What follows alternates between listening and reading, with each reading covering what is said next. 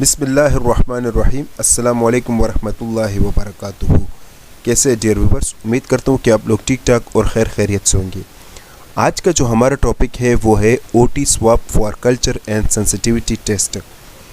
Dear friends, आप लोगों को अगर याद होगा तो मैंने कल्चर टेस्ट से रिलेटेड काफ़ी लेक्चर बनाए हैं, जैसे कि urine culture, pus culture, blood culture, sputum culture, pleural culture, ascitic fluid culture and sensitivity test, rectal swab for CS। ठीक है ना। तो अगर आपने कल्चर से रिलेटेड मेरे तमाम तर लेक्चर देखना है तो मेरे यूट्यूब चैनल पर कल्चर टेस्ट का एक प्लेलिस्ट होगा, तो उसमें आपको तमाम तर लेक्चर्स मिल जाएंगे। ठीक है। इस वीडियो में मैं आपको आई बटन में और नीचे डिस्क्रिप्शन में भी आप लोगों को लिंक दे दूंगा, वहाँ से भी आपने कल्चर टेस्ट देख लेना है। ठीक है। तो आज इस वीडियो लेक्चर में हम OT स्वैप फॉर CS पढ़ेंगे और ये भी आपके पास कल्चर टेस्ट है। ठीक है। तो चलिए जी, वीडियो को स्टार्ट करते हैं। मेरा नाम है मोहम्मद कामिल खान और आप देख रहे हैं मेरा यूट्यूब चैनल। तो वीडियो को स्टार्ट करते हैं। अच्छा, सबसे पहले हम जिक्र करते हैं कि इस वीडियो में हम क्या एक्सप्लेन करेंगे। तो सबसे पहले हम इंट्रोडक्शन देखेंगे, यानी OT ऑपरेशन थिएटर क्या है, operation theatre swap for CS क्या है, डायग्नोस्टिक पर्पस क्या है, अब इसमें कौन सा मीडिया यूज़ होता है, रिक्वायरमेंट्स क्या है, प्रोसीजर क्या है, कौन से बैक्टीरिया आइसोलेट होता है, antibiotic profiling, biochemical test, precaution और लिमिटेशन। तो ये सब कुछ हम इस वीडियो लेक्चर में तफसील से पढ़ेंगे। सबसे पहले हम इंट्रोडक्शन की तरफ आए तो OT का फुल फॉर्म है ऑपरेशन थिएटर या ऑपरेटिंग थिएटर। इसको ऑपरेटिंग रूम भी कहा जाता है और इसको सर्जिकल थिएटर भी कहा जाता है। ये जो ऑपरेशन थिएटर होता है ना, ये दरअसल एक रूम सा होता है, बिल्कुल साफ़ सुथरा, और हॉस्पिटल में एक साफ़ सुथरा रूम होता है जिसमें तमाम तर स्पेशलाइज्ड फैसिलिटी प्रोवाइड किया जाता है सर्जिकल के दौरान, क्योंकि इसमें ज़्यादातर सर्जिकल प्रोसीजर्स किए जाते हैं, यानी सर्जरी ज़्यादातर किया जाता है। अब ऑपरेशन थिएटर जो होता है वो आपके पास एक स्टरलाइज इन्वायरमेंट होगा, उसमें जो सर्जिकल इंस्ट्रूमेंट होते हैं या इक्विपमेंट्स होते हैं वो भी स्टरलाइज होने चाहिए, और उसमें स्टाफ मेंबर्स जो होंगे वो भी आपके पास ट्रेन होने चाहिए, जैसे कि सर्जन, डॉक्टर्स, नर्स और इसके अलावा जो है टेक्नीशियंस वगैरह। ठीक है। अगर मैं आपको पिक्चर बताऊं तो this is simply operation theatre, और ये ऑपरेशन थिएटर रूम है, आप देख सकते हैं। इसमें आपके पास स्टाफ मेंबर्स भी है, इसमें सर्जन भी है, डॉक्टर्स भी है और साथ में टेक्नीशियंस भी है। ठीक है। और इसमें क्लीन एनवायरनमेंट और ये सब कुछ आपको दिखाई दे रहा है। तो ये आपके पास ऑपरेशन थिएटर, यहाँ पर पेशेंट है। ठीक है। तो इसका सर्जरी किया जा रहा है। ठीक है। अब OT स्वैप फॉर CS क्या है? तो डियर व्यूवर्स, ये आपके पास एक कल्चर टेस्ट है या माइक्रोबायोलॉजी का टेस्ट है, एक प्रोसीजर है जिसमें हम एक डिस्पोजेबल स्वैप का इस्तेमाल करते हैं और उससे हम सैंपल लेते हैं ऑपरेशन थिएटर का, यानी सर्जिकल इंस्ट्रूमेंट का लेते हैं, बेड का लेते हैं। ठीक है ना। उससे हम स्वैप लेते हैं और फिर उसको माइक्रोबायोलॉजी लैब में ले जाते हैं और उसमें मतलब डिफरेंट बैक्टीरियाज को आइडेंटिफाई करते हैं, आइसोलेट करते हैं। ठीक है। और साथ में हम क्या करते हैं, सेंसिटिविटी मालूम करते हैं। इस टेस्ट के दौरान दरअसल बैक्टीरिया को आइडेंटिफाई किया जाता है और साथ में जो एंटीबायोटिक जिससे ये सेंसिटिव होता है उसको आइडेंटिफाई किया जाता है। ठीक है। अब कौन से बैक्टीरिया ज़्यादातर आइसोलेट होता है सर्जिकल स्वैप के दौरान? तो सबसे पहले हमारे पास स्टेफ ऑरियस, जिसमें MRS से 35 से 50% ज़्यादातर आइसोलेट होता है। और आप लोगों को पता है कि ये जो स्टेफ ऑरियस होता है ये स्किन नॉर्मल फ्लोरा होता है, और ये कब आइसोलेट होगा? ये दरअसल कुछ होता यूँ है कि पेशेंट से या जो स्टाफ मेंबर होते हैं ना, उनके स्किन से या आपके पास क्या होता है, डायरेक्टली आपके पास जो इंस्ट्रूमेंट होते हैं ना उसको वो कंटेमिनेट कर लेते हैं। नेक्स्ट हमारे पास है इकोलाई, 15 से 25%। इकोलाई आप लोगों को पता है कि ये इंटेस्टाइनल नॉर्मल फ्लोरा है, ये भी सर्जिकल इंस्ट्रूमेंट को कंटेमिनेट करता है। लेकिन किस तरीके से?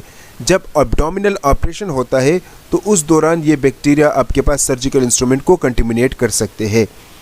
नेक्स्ट हमारे पास है क्लेप्सिला निमोनिया, 10 से 15%।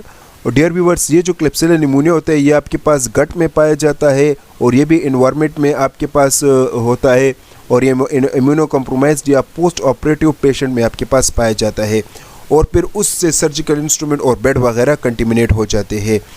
सूडोमोनास एरिजिनोसा 5 से 15% आइसोलेट होता है, और सूडोमोनास एरिजिनोसा जो है ये आपके पास एक अपॉर्चुनिस्टिक पैथोजन होता है। ये ज़्यादातर मॉइस्ट इन्वायरमेंट में पाया जाता है और ये इन्फेक्शन को काज करता है पेशेंट में। और फिर जब वो पेशेंट जिसको ज़ख़म लगा हो, यानी उसको वोंड हो या इम्यूनो कम्प्रोमाइज़ पेशेंट हो, उससे फिर बाद में जाकर आपके पास इंस्ट्रूमेंट वगैरह कंटिमिनेट हो सकते हैं या सर्जिकल जो इक्विपमेंट्स होते हैं। ठीक है, नेक्स्ट हमारे पास है बेसलेस। ये बहुत कम आता है, यानी 5% आता है, ठीक है ना, या 5% से भी कम आता है। और ये भी आपके पास इन्वायरमेंटल बैक्टीरिया है, स्पेशली जो डस्ट पार्टिकल होते हैं ना, उसमें आपके पास पाए जाते हैं, यानी इन्वायरमेंटल साइड में। अगर आपका इन्वायरमेंट साफ़ ना हो, गंदा हो, तो जाहिर है वहाँ पर बेसलेस होगा, तो वो इंस्ट्रूमेंट को कंटिमिनेट कर सकते हैं। नेक्स्ट हमारे पास है एंटेरोकोकस। 3% आइसोलेट होता है। और ये जो एंटेरोकोकस होता है ये भी आपके पास गट में पाया जाता है, यूटीआई इन्फेक्शन कॉज करता है। अगर एब्डोमिनल ऑपरेशन हो तो उससे फिर ये इंस्ट्रूमेंट को कंटिमिनेट कर सकता है। इसके अलावा कैंडिडा और स्पर्जिलस जो कि फंजाई है, ये तो बहुत कम आते हैं, यानी 1% से भी कम आता है। ठीक है, कैंडिडा जो है स्किन का नॉर्मल फ्लोरा होता है, और स्पर्जिलस जो है ये इन्वायरमेंटल में पाया जाता है, यानी डस्ट एरिया, डस्ट पार्टिकल में ये आपके पास ज़्यादातर होता है। ठीक है, कल्चर मीडिया कौन से इस्तेमाल करना चाहिए? तो डियर व्यूवर्स, आपने ब्लड एगर का इस्तेमाल करना चाहिए। ब्लड एगर पर ये तमाम तर बैक्टीरिया ग्रो होता है, जिन बैक्टीरिया का जिक्र अभी हमने किया, ठीक है ना। इसके अलावा मेकॉन की एगर, तो इस पर सिर्फ और सिर्फ ग्राम नेगेटिव बैक्टीरिया ग्रो करता है, यानी जैसे कि E coli, Klebsiella, Pseudomonas, Enterococcus, Pseudomonas, Klebsiella और इकोलाई, तो ये ग्रो करता है।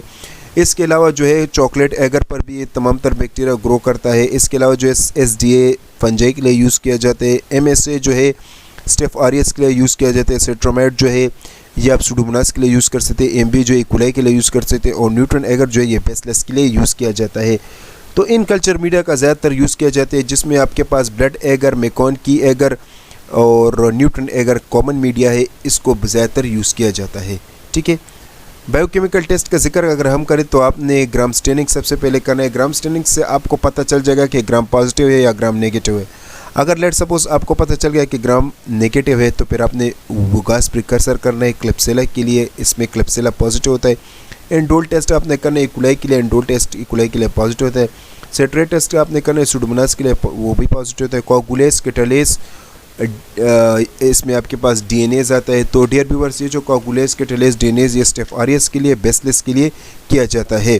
ऑक्सीडेस टेस्ट भी सुडोमोनास के लिए किया जाता है। और API टेस्टिंग जो कि GNR ग्राम नेगेटिव रॉड्स के लिए किए जाते हैं।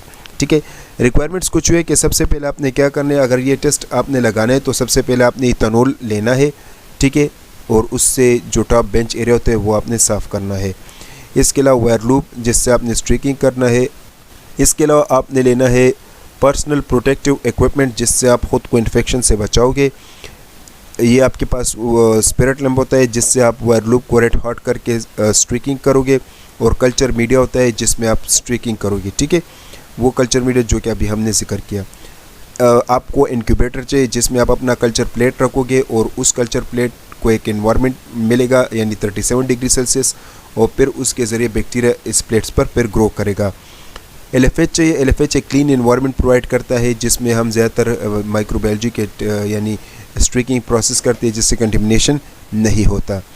ऑटोक्लेव चाहिए। ऑटोक्लेव में आप जो मीडिया आप यूज़ करते हो, जो आपके पास ग्लास वेयर होते हैं, ठीक है ना, तो वो आपने स्टरलाइज करना होगा। एंटीबायोटिक डिस्क आप इसलिए चाहिए क्योंकि इससे आप क्या करोगे, एंटीबायोटिक प्रोफाइलिंग करोगे, सेंसिटिविटी मालूम करोगे। साथ में आपको चाहिए स्वाब, तो इससे आपने सैंपल कलेक्ट करना होगा। ठीक है, प्रोसीजर कुछ यूँ है कि सबसे पहले आपने क्या करना है डियर व्यूअर्स, आपने सबसे पहले सैंपल को कलेक्ट करना होगा डिस्पोजेबल स्वाब से। और नेक्स्ट आपने फिर क्या करना होगा, आपने वायर लूप लेना है, उसको रेड हॉट करना है। और फिर उसके बाद आपने जो सिलेक्टेड मीडिया है वो आपने लेना है और उन पर स्ट्रीकिंग करना है। ठीक है, जैसे वायर लूप कूल डाउन हो जाए, सबसे पहले स्वाब आपने लेना है और उस स्वाब से बेस बनाना है। फिर उसके बाद आपने क्वाड्रेंट स्ट्रीक करना है। प्लेट को 24 या 48 घंटों के लिए इंक्यूबेट करके माइक्रोबियल ऑर्गेनिज्म की ग्रोथ को आपने देखना है। जैसे ये बैक्टीरिया आ गया तो फिर आपने इसको आइडेंटिफाई करना है बायोकेमिकल टेस्ट के ज़रिए। फिर आपने क्या करना है, आपने एंटीबायोटिक डिस्क इस पे लगाने हैं। ठीक है, और इसके बाद फिर आपने इसको इंक्यूबेट करना है 24 घंटों के लिए। फिर सेंसिटिविटी आपने मालूम करना है और फिर रिपोर्ट दे देना है। प्रिकॉशन कुछ यूँ है कि डियर व्यूअर्स, सबसे पहले जब आप सैंपल कलेक्ट करोगे ना, तो कोशिश करें कि मॉर्निंग टाइम पर कलेक्ट करने की, क्योंकि मॉर्निंग टाइम पर इन्फेक्शन पीक पॉइंट पर होता है। और जो स्वाब का आप इस्तेमाल करते हो तो वो आपके पास डिस्पोजेबल और स्टरलाइज होना चाहिए सैंपल कलेक्शन के लिए। आपने वर्किंग एरिया को साफ़ करना होगा, ठीक है, बिफ़ोर एंड आफ्टर यूज़। आपने सैंपल जैसे आपने ले लिया तो फिर आपने 1 या 2 घंटे के अंदर अंदर आपने इसको प्रोसेस करना है, अदरवाइज़ उसको रेफ्रिजरेटर में रख ले। आपने सैंपल को लेबल करना होगा और उसके बाद फिर आपने क्या करना होगा, क्वालिटी कंट्रोल भी साथ में लगाना होगा, ठीक है। तो इसके साथ फिर आपने ग्राम स्टेनिंग और बायोकेमिकल टेस्ट भी परफॉर्म करना होगा, ठीक है। तो इससे आपके पास बैक्टीरिया आइडेंटिफाई हो जाएगा। तो this is all about the OT swab for CS। बहुत बहुत शुक्रिया वीडियो देखने का। अगर वीडियो पसंद आई है तो इसको लाइक कीजिएगा, वीडियो को शेयर कीजिएगा और चैनल को सब्सक्राइब कीजिएगा। तब तक के लिए इतना ही, अपना ख्याल रखिएगा। अल्लाह हाफ़िज़।